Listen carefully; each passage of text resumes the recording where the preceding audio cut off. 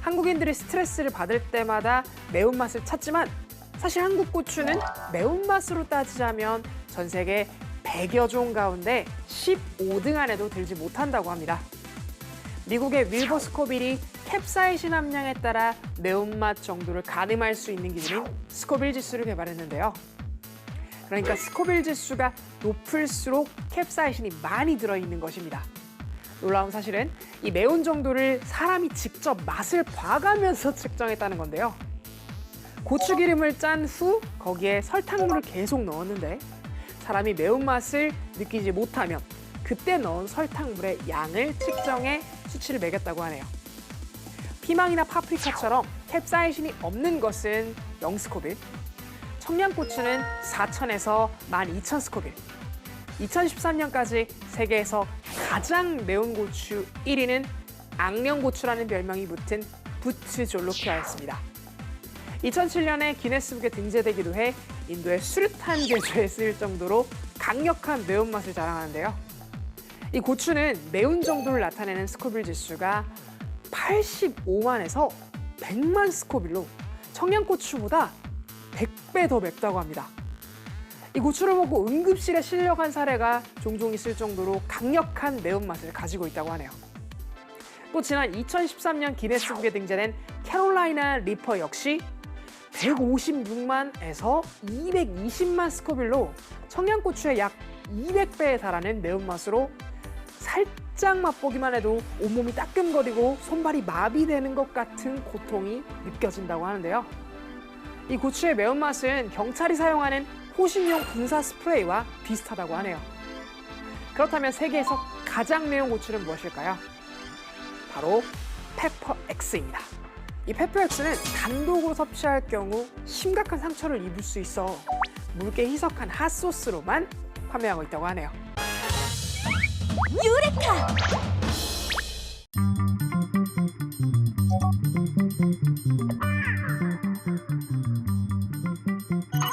그러고 보니 장비 앞에 모니터가 부착된 것을 볼 수 있는데요. 이 장비는 가스 폭발 현장이나 유해 물질 누출 사고가 발생한 현장에서 가스를 측정하기 위한 장비입니다. 직접 시연에 나선 기술자들. 장비에 호스를 연결하고 작동 버튼을 누른 뒤 호스 끝에 라이터를 가져다 대고 잠시 기다려보는데요. 그때 요란한 경보음이 울리기 시작. 동시에 화면에 뭔가가 표시됩니다. 화면 이렇게 표시된 게 뭐예요? 이게 이 가스 라이터에서 유출된 프로판이라는 가스가 종류가 검출된 거고요. 여기 9,900ppm이라고 나온 것은 가스의 농도가 되겠습니다. 공기 중에 누출된 가스의 종류와 그다음에 가스의 농도가 표시가 가능합니다. 주목할 것은 가스 종류와 함께 나타나는 색상 표시랍니다. 유출된 가스의 농도에 따라서 세 가지 색깔로 사용자에게 위험성을 알려줍니다. 가장 위험할 때는 빨간색으로 표시를 하고 그 다음 주황색, 그 다음에는 초록색으로 3단계로 표시를 해주고 있습니다. 알림 색상을 결정하는 것은 오른쪽의 IDLH 비교 수치라고 하는데요. 생명의 치명적인 위험을 초래하는 수치인 IDLH를 기준으로 수치가 높아짐에 따라 색깔이 변하며 사용자에게 위험 상황을 알리게 됩니다.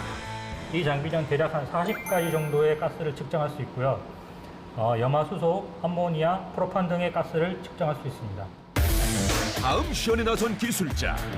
이번에 시연할 가스는요, 산화질소와 암모니아가 되겠습니다. 과연 이번에도 가스를 검출해낼 수 있을지? 먼저 산화질소를 흘려서 측정을 한번 해보겠습니다.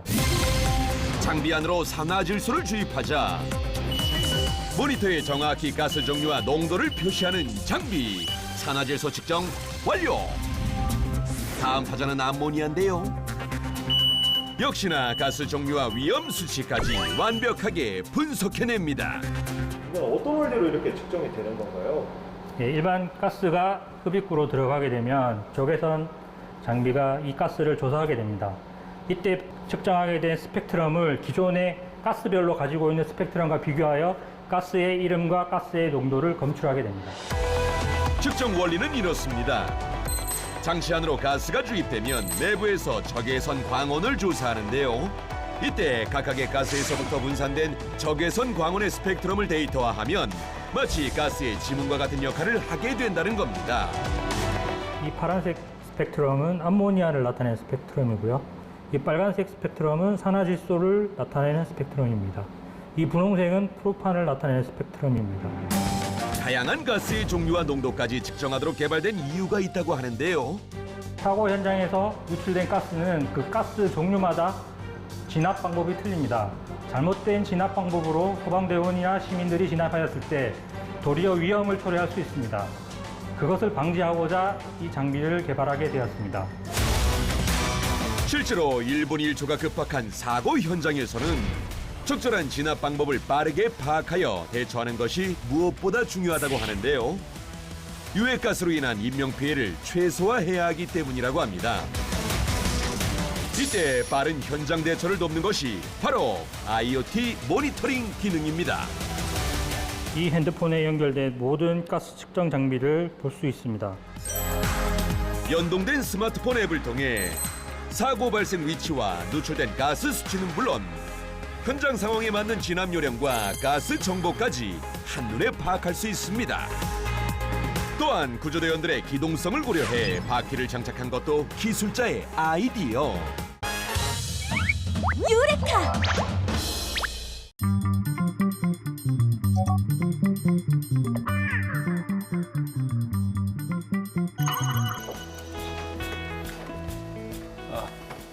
되게 잘하고 있어. 그런데 연구원들의 손에 들린 것은 로봇 부품이 아닌 실타래인데요. 힘을 낼 수 있는 방법이 거의 사용을 사용하고 있는 게 거의 모터 기반으로 거의 다 힘이 사용되고 있거든요. 구동 장치로서. 근데 얘는 모터 같은 역할을 할 수도 있다고 볼 수 있죠. 정말 이 장치가 모터와 같은 역할을 할 수 있을까요? 한번 돌려볼까? 실을 감은 장치를 컴퓨터를 통해 작동시켰더니 순식간에 사람의 근육처럼 수축하면서 1.6kg의 무게추를 들어올립니다. 여기에 보면은 그냥 직물은 아니고요. 여기 보시는 것처럼 이렇게 이제 하얗게 되어 있는 데다가 전기 에너지를 공급하게 되면은 얘가 이렇게 수축을 하게 돼요. 근육처럼.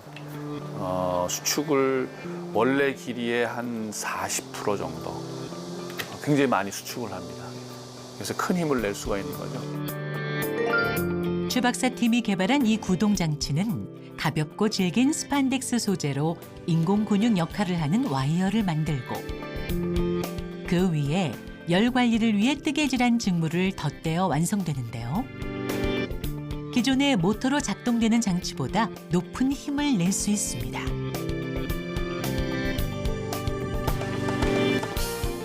세계 최초로 개발된 구동 장치.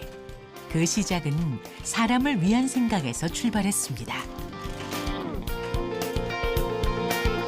과기정통부에서 지원을 하고 있는 바이오 암 메카트로닉스 사업이라는 게 있어요.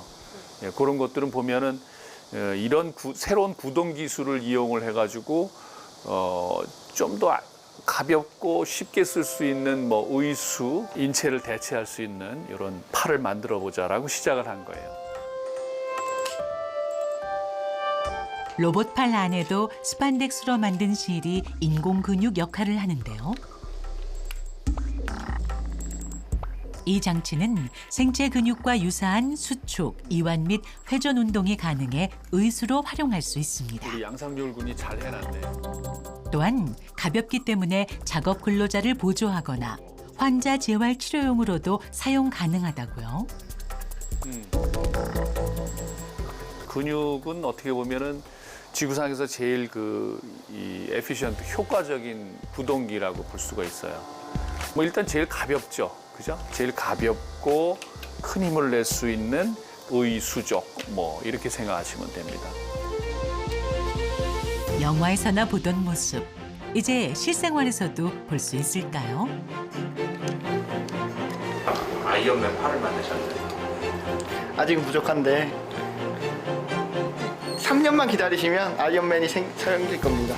네. 인간한테 한 몸이 되는 그런 입을 수 있는 로봇, 그리고 입었는 줄 모르고 이제 가볍게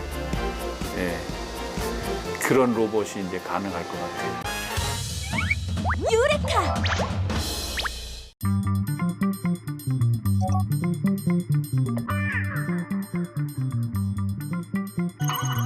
지자체와 에너지 전문 기업체의 적극적인 노력, 그리고 주민들의 의지가 모여 2016년 5월 죽도에 신재생 에너지 발전 시스템이 구축됐습니다. 그렇게 하나의 에너지 자립섬이 탄생하게 된 것이죠.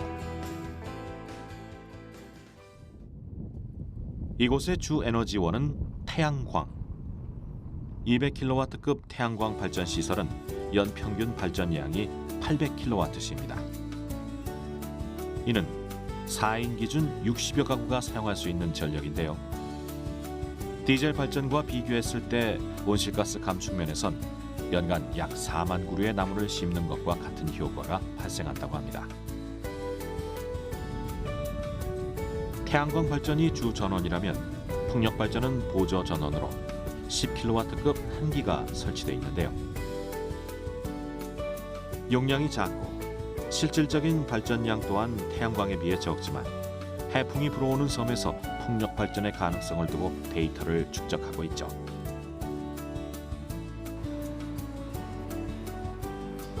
이곳은 죽도의 발전 현황을 실시간으로 확인하는 종합관제실입니다. 자연환경의 변화에 따라 시시각각 달라지는 발전 효율을 모니터링하고 어떤 조건에서 발전량이 증가 혹은 감소하는지 데이터 구축을 통해 확인할 수 있는데요. 죽도의 신재생 에너지 융복합 발전 시설이 구축된 지 올해로 4년째. 길지 않은 시간이지만 친환경 발전의 효과는 에너지 자립률 72%라는 수치로 나타나고 있습니다. 우리나라 보편적인 섬들에 설치되어 있는 그 발전소들은 보통 디젤 발전소들이 거의 대부분을 차지하고 있습니다. 2016년 5월 18일 날 준공을 신재생 발전소로 변신을 했는데 그 뒤로 현재는 한 72% 정도 신재생 에너지로 쓰고 한 28% 정도는 디젤 발전을 하고 있으니까 자립률로 계산한다고만 72% 정도는 신재생 에너지를 쓰고 있습니다. 기후 상태에 따라 발전량의 차이를 보이는 신재생 에너지. 아직까지 죽도의 사용 에너지 중 28%가량을 디젤 발전에 의존하는 이유입니다. 때문에 한낮의 태양빛이 만들어낸 전력은 저장 장치에 보관해 두었다가 해가 지거나 날씨가 흐릴 때 꺼내 사용하는데요.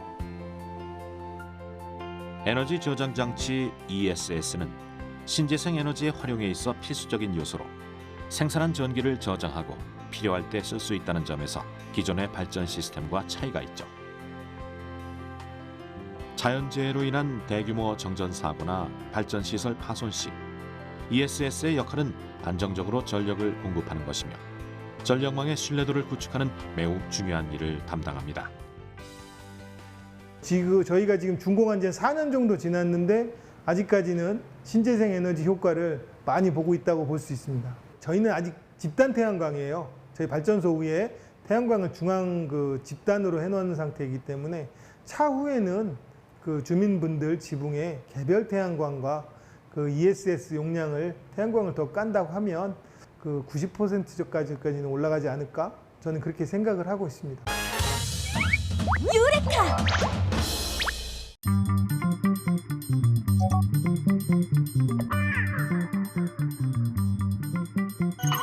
금형에서 분주하게 제품을 찍어내고 있는데 그렇다면 어떤 시스템으로 이루어져 있는 걸까? 저희가 제작 공부한 이 장비는 소재 적재 공급부, 소재 이송 공급부, 소재 배출 이송부, 소재 배출부 이렇게 4가지로 구성이 되어 있습니다. 이것이 다 모아져서 하나의 시스템으로 구성이 되어 있습니다. 보통 일반적인 프레스 공정은 여러 단계를 거쳐야 하나의 제품이 만들어지기 때문에 각 프레스 기계마다 사람이 꼭 필요한 시스템이었다. 실제 산업재해 통계 중 제조업 종사자 사고율이 가장 높았고 그중 끼거나 절단 사고 등의 발생률은 전체의 약 27%를 차지했다. 손가락 없는 사람은 거의 98%가 프레스에서 다치는 거예요. 그러다 보니까 이 부분은 한번 자동화를 하는 게 맞겠다. 그렇게 개발된 기술자의 프레스 자동화 시스템. 사람이 하기엔 위험했던 일을 로봇이 대신하고 있는데 그렇다면 프레스 자동화 시스템은 어떤 원리로 작동하는 걸까? 수작업하던 금형을 올려가지고 피칭만 해가 사용할 수 있습니다. 그래서 공정 변화나 금형 표준화가 굉장히 다양하게 적응할 수 있도록 그렇게 개발되어 있는 장비입니다. 이뿐 아니라 기술자에게는 또 다른 특급 비밀이 숨어 있다는데 과연 무엇?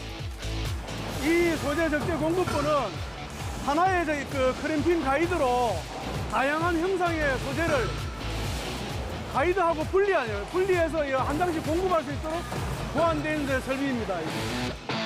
다양한 모양으로 존재하는 금속 재료들. 기존에는 정해진 규격 없이 금형을 무조건 재료의 모양에 맞게 사용해야 했지만 기술자의 기술은 소재를 다양하게 바꿔가며 자동화할 수 있다는 게 가장 큰 장점. 특급 기술은 여기서 끝이 아니다. 로봇 손에 달린 그리퍼 부분의 진공 패드는 제품을 더욱 안전하게 옮길 수 있도록 돕는 역할을 한다고. 이렇게 보시는 거는 이제 요것은 진공 패드를 이용한 그리퍼고요. 여기 보시는 요거는 같은 거지만은 전자석을 이용한 것입니다. 그래서 제품의 특성에 따라서 각각의 사용이 가능합니다.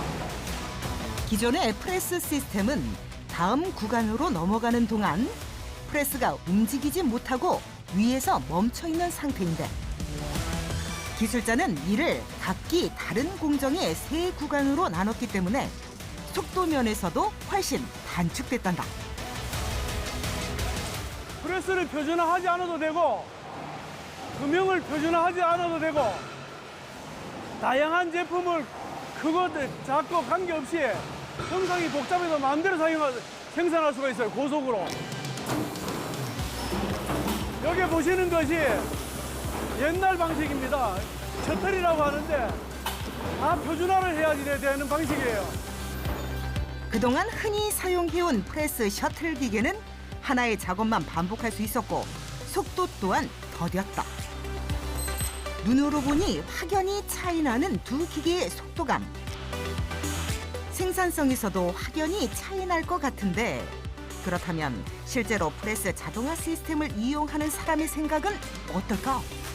사람이 시간당 600개 찍는다면 야는 그냥 10% 이상 업됐다고 봐야죠. 저희 쪽에서는. 생산 수량이 10% 늘었다 하면 매출이 10% 늘어나는 거죠. 끊임없는 노력의 결과로 프레스 자동화 시스템에 대한 특허만 40여 가지가 넘는다는 기술자. 유레카!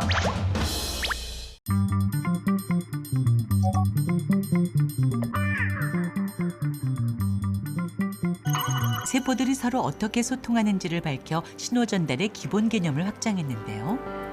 생명 현상을 이해하는 기본 원리인 신호 전달 기작을 근 30여 년간 하나의 패러다임을 만들었죠. 그게 큰 성과죠. 더우면 땀을 흘리고 추우면 몸을 떨어 체온을 올리는 등 우리 몸은 주변 환경에 민감하게 반응하고 소통하며 항상성을 유지합니다. 이 항상성을 유지하려는 원리가 바로 생체 신호 전달인데요. 박 선생을 보고 있잖아요. 그러니까 박 선생 얼굴 이 모습이 내 눈에 자극이 돼서 인지를 하는 거예요. 이렇게 생겼다. 그 인지하는 그 일련의 과정이 신호 전달 기작이에요. 그런데 이쪽을 보는 거예요. 박 선생이 안 보이잖아요.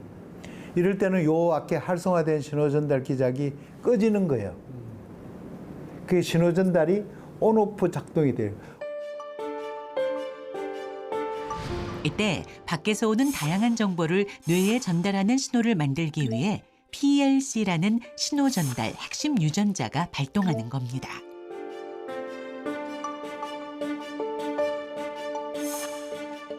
서판길 박사는 뇌의 신호 전달 과정에 관여하는 이 PLC라는 단백질 3종의 정체를 세계 최초로 규명했습니다. 이 연구 결과는 생명과학 분야 최고 학술지 셀에 게재됐고 현재 대부분의 생화학이나 세포생물학 대학 교재에도 소개되고 있습니다. 더 나아가 생체 항상성을 유지시키는 핵심 요인인 PLC의 균형이 깨지면 각종 질병에 노출될 수 있다는 새로운 사실도 밝혀냅니다. 한 예로 PLC 감마원이 결여되면 뇌전증 같은 정신질환이 발병할 수 있다는 것인데요. 신호 전달이 된다는 게 소통이에요. 생체 소통이에요. 소통. 그 왜 소통을 해야 되는 게 생명체를 유지하기 위해서. 이 소통이 망가지면 생명체 유지가 안 된다니까. 신호 전달이 망가지면 유지가 안 됩니다. 유레카!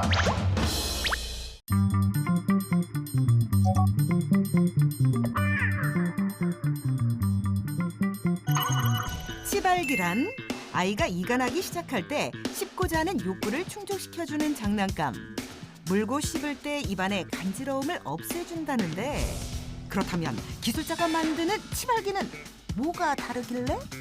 기존의 실리콘으로 만든 치발기는 아이들이 6개월이 지나면 더 이상 말랑말랑한 걸로 그 간지러움 해소가 잘 안 돼서 단단한 플라스틱 리모컨이나 핸드폰 같은 걸 물거든요. 그래서 저희는 단단하고 안전한 원목을 추가했습니다. 그래서 3개월부터는 부드러운 실리콘을 물고 6, 7개월 이후에는 나무까지 물 수 있도록 하나로 제작했습니다. 어떻게 만드는 걸까? 치발기를 만드는 곳으로 직접 따라가 봤는데, 여기가 저희 치발기 만드는 곳이에요. 사람 키를 훌쩍 넘는 길이부터 다양한 크기의 나무 판자가 즐비한 기술자의 작업실. 이 나무 판자가 치발기로 변하는 걸까? 이 나무들이 제가 치발기 만들 때 사용하는 편백나무입니다. 공방을 가득 채운 나무 판자의 정체는 바로 편백나무. 기술자는 왜 하필 편백나무를 선택한 걸까? 이때 갑자기 나무 판자에 물을 붓는 기술자. 아니, 멀쩡한 나무 판자에 물을 왜 붓는 건지 기술자의 행동이 이해가질 않는데. 편백나무는 물이 묻으면 피톤치드 향이 나거든요. 그 피톤치드 향 통해서 좋은 편백나무를 선별해서 사용하고 있어요. 편백나무 중에서도 특히 상태가 좋은 나무만 골라서 작업한다는 기술자. 나무 표면에 진액이 흐르고 끈적끈적한 게 좋은 편백나무라는데, 그렇다면 치발기는 어떤 과정을 거쳐 만들어지는 걸까? 나무 선별 작업이 끝나자 곧바로 작업에 돌입하는 기술자. 적당한 크기로 나무 판자를 잘라내는데, 이때 다양한 디자인의 도안이 눈에 띈다. 이렇게 많은 종류의 도안이 필요한 이유는? 모양이 되게 다양하네요. 네, 저희는 애기들 개월수에 따라서 모양이 다른데요. 보통 이렇게 구름 모양 같은 경우에는 조금 3, 4개월에 잡기 편한 스타일로 만들어졌고요. 제 달 모양 같은 경우에는 6개월 이후에 아기들이 원목 부분을 잇몸까지 넣을 수 있게 모양을 고안해서 만들었습니다. 준비가 끝났으면 본격적으로 작업을 시작할 시간.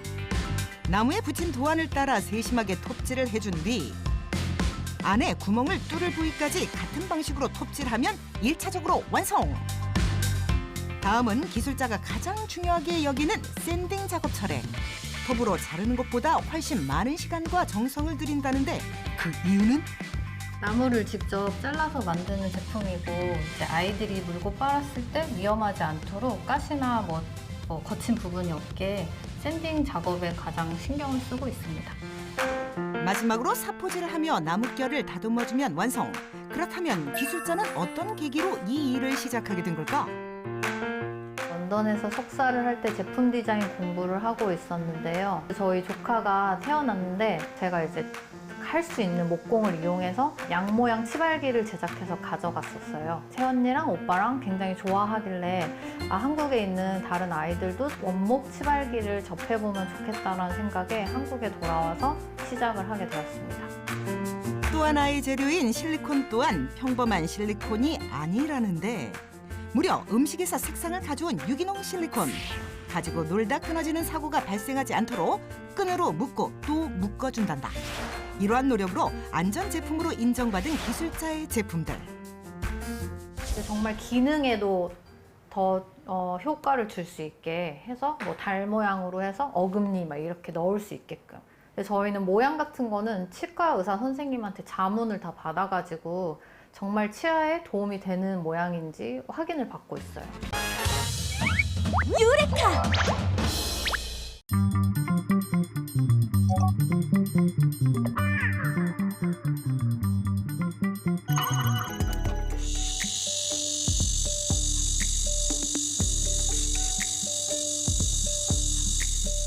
매미의 울음소리는 사랑의 세레나데라고 볼 수 있는데요. 신기한 것은 암컷 매미는 소리를 낼 수 있는 기관이 없어 울지 못하고 수컷 매미만 암컷 매미를 유혹하거나 다른 수컷에 경고를 할 때 운다고 합니다.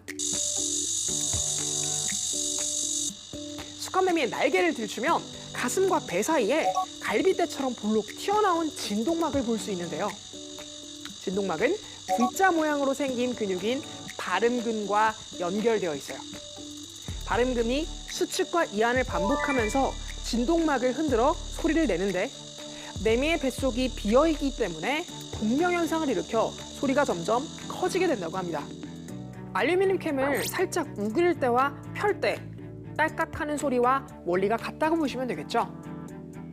진동막이 한 번 휜 때 발생하는 소리의 압력은 수류탄이 1m 거리에서 펑 터질 때 압력과 같다고 하는데요. 매미는 1초에 무려 300~400번이나 근육의 수축과 이완을 반복한다고 합니다. 실제로 소리를 만드는 진동막의 부피는 3제곱센티미터 정도인데 매미는 구식 자명종 100개가 한꺼번에 울리는 크기인 100데시벨의 소리를 낸다고 합니다.